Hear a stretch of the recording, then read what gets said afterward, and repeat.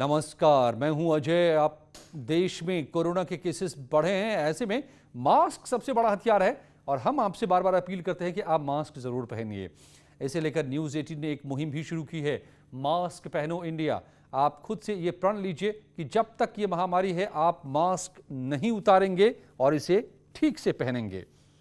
और अब बात बुलेटिन की खबरों की शुरुआत करते हैं। योगी सरकार की बड़ी सौगात के साथ योगी सरकार ने प्रदेशवासियों को फ्री वाईफाई देने का ऐलान किया है। सरकार की ओर से फ्री वाईफाई की ये सुविधा 17 शहरों की 217 जगहों पर दी जाएगी।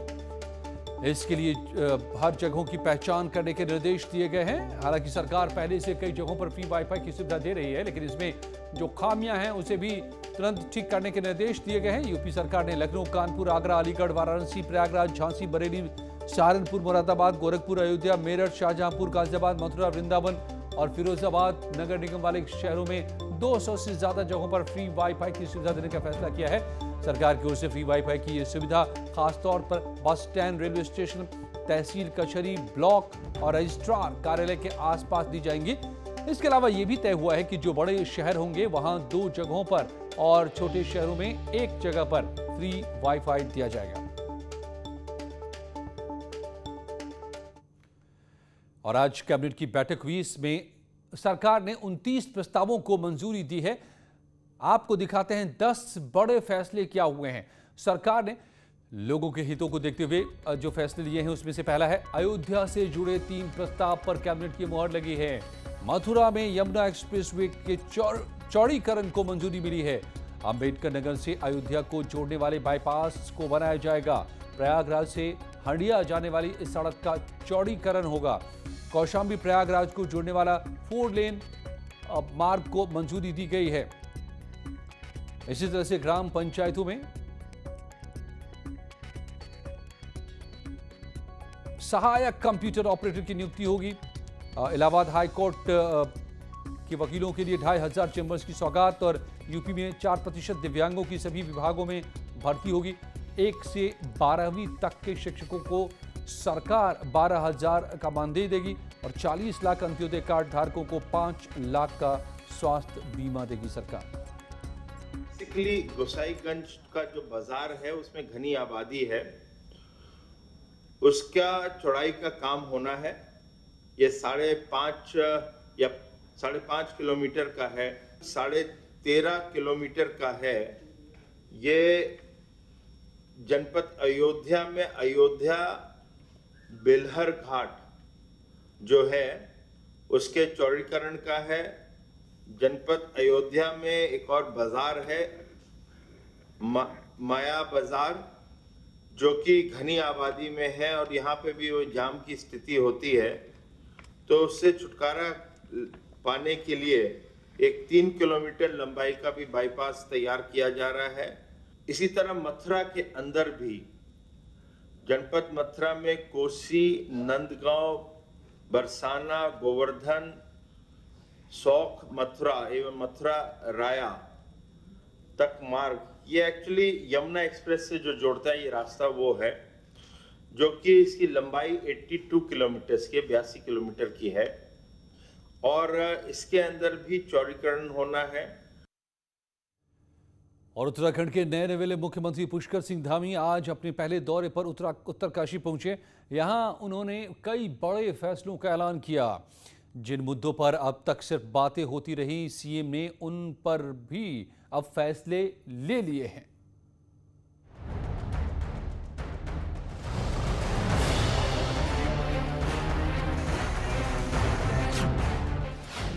देवस्थानम बोर्ड को लेकर उत्तरकाशी, चमोली और रुद्रप्रयाग में बीजेपी बैकफुट पर नजर आ रही थी, लेकिन सीएम पुष्कर धामी ने पहुंचते ही सीधे फ्रंट फुट पर छक्का मार दिया।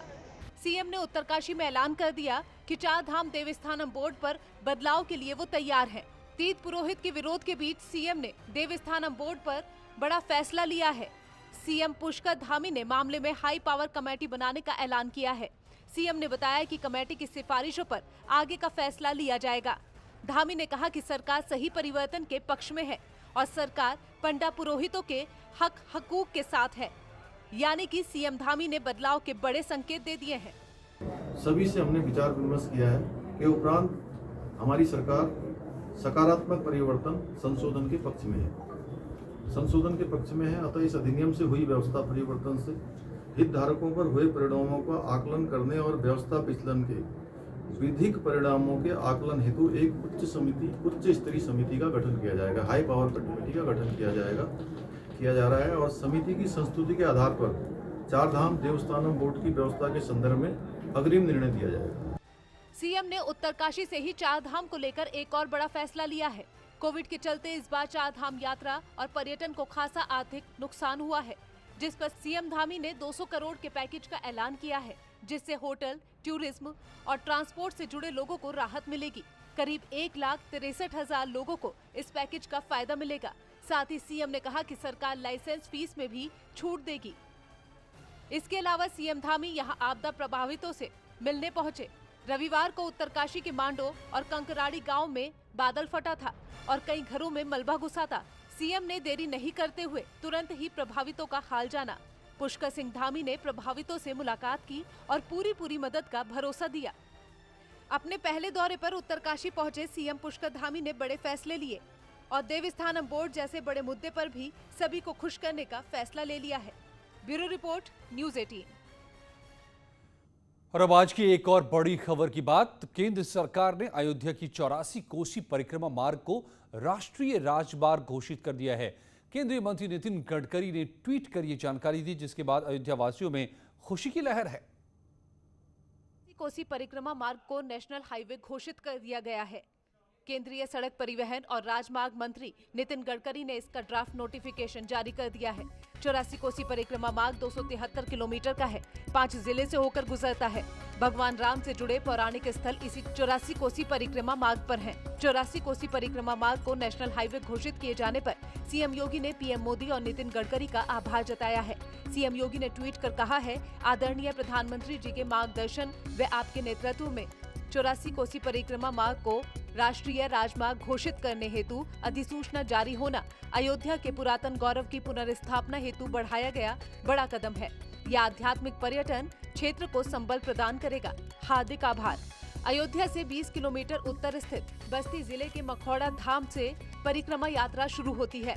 5 जिलों में पड़ने वाले 21 पांडवों का दर्शन कर वापस लौट आती है। और इस खबर के बाद साधु संतों में भी खुशी की लहर है। उन्होंने इस फैसले का स्वागत किया है। अयोध्या की जो शास्त्रीय सीमा है वो 84 कोसी है और 84 कोस परिक्रमा का वेदों से लेकर के पुराणों तक में जिक्र है। पूर्ववर्ती सरकारें तुष्टीकरण की राजनीति में इतना जो है तो धंस चुकी थी कि राम भक्तों के ऊपर लाठियां बरसाती थी और प्रतिबंध लगाया जाता था 84 कोस की परिक्रमा में। आज जो है बहुत ही अच्छा काम हुआ है। पूरे देश में इसको लेकर के साधु संतों धर्माचार्यों में खुशी है, क्योंकि सनातनियों का आस्था का केंद्र अयोध्या माना जाता है। और जब 84 कोस की परिक्रमा करने के लिए राम भक्त निकलते थे तो तमाम परेशानियों का सामना करना पड़ता था। मैं धन्यवाद देना चाहता हूं भारतीय जनता पार्टी को, आदरणीय प्रधानमंत्री श्री नरेंद्र मोदी जी को, गृह मंत्री श्री अमित शाह जी को, मुख्यमंत्री श्री योगी आदित्यनाथ जी को, जिनके प्रयासों से आज जो है अयोध्या दिनों दिन जो है यह कार्य जो सरकार कर रही है वो बहुत अच्छी बात है। इसके लिए सरकार को जितना धन्यवाद दिया जाए उतना कम है, क्योंकि हमारे जो यह मार्ग है 84 कोस की जो परिक्रमा है, यह जीव जो है 84 लक्ष योनि में भ्रमण करता है।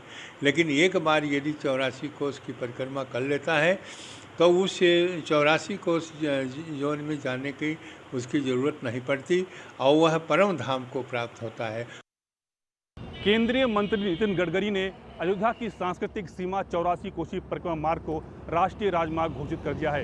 इस घोषणा के बाद अयोध्या के संत खुश तो हैं ही, साथ ही अयोध्या के विकास को लेकर एक बहुत बड़ी उपलब्धि मानी जा रही है। 84 कोसी परिक्रमा मार्ग 4 जिलों से होकर गुजरती है। बस्ती, गोंडा, अयोध्या और बाराबंकी से लगभग 254 किलोमीटर की दूरी तय करती है। माना जा रहा है कि 254 किलोमीटर में जो सैकड़ों गांव हैं उनकी सूरत बदल जाएगी। इसके साथ ही इस मार्ग में पड़ने वाले जो छोटे छोटे धार्मिक स्थल हैं उनकी भी सूरत बदलेगी। इसके साथ ही इन क्षेत्र में रोजगार के अवसर भी बढ़ेंगे। केबी शुक्ला, न्यूज़ 18। ऑक्सीजन की कमी से एक भी मौत नहीं होने की केंद्र सरकार के बयान पर विपक्ष और सत्ता पक्ष अब आमने सामने हैं। भड़के हुए विपक्ष ने केंद्र सरकार को घेरते हुए कहा है कि महामारी में ऑक्सीजन की कमी से मारे गए लोगों के परिवारों के साथ केंद्र सरकार अन्याय कर रही है। आम आदमी पार्टी इस मुद्दे पर विशेषाधिकार हनन का प्रस्ताव पेश करने की तैयारी में है। वहीं शिवसेना सांसद संजय राउत ने कहा है कि सरकार के खिलाफ मुकदमा दर्ज होना चाहिए। बीजेपी ने विपक्ष पर जोरदार पलटवार भी किया है। एकजुट होकर सरकार को घेर लिया है। सुना और ये पढ़ा तो जिसके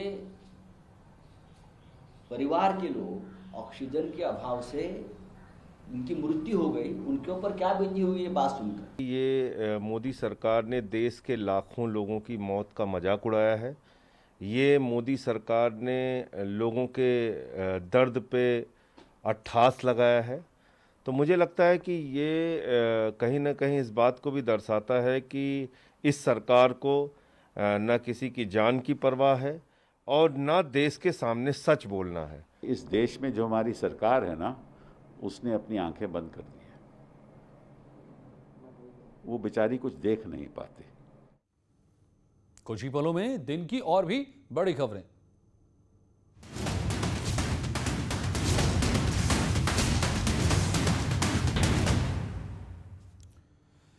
खेल मंत्री अनुराग ठाकुर ने टोक्यो ओलंपिक में हिस्सा ले रहे खिलाड़ियों का मनोबल बढ़ाने के लिए ट्विटर पर एक वीडियो पोस्ट किया है। वीडियो में उन्होंने सभी से हमारा विक्ट्री पंच वीडियो बनाने और उसे 5 लोगों को टैग करने की अपील की है। उन्होंने अपने वीडियो के लिए केंद्रीय मंत्री किरण रिजिजू, वीरेंद्र सहवाग, अक्षय कुमार, साइना नेहवाल और विजय शेखर को नॉमिनेट किया है। आपको करना सिर्फ इतना है, अपने दोस्तों के साथ, अपने परिवार के साथ। और ये है मेरी टीम और ये हैशटैग टोक्यो 2020 ओलंपिक्स में हमारे खिलाड़ियों को चीयर करने के लिए हमारे victory punch tag 5 friends family members to show your support for the Indian Olympics team, ये ट्वीट किया है अनुराग ठाकुर खेल मंत्री ने। तो आप भी कीजिए सपोर्ट टीम इंडिया का, हमारे तमाम ओलंपियंस का।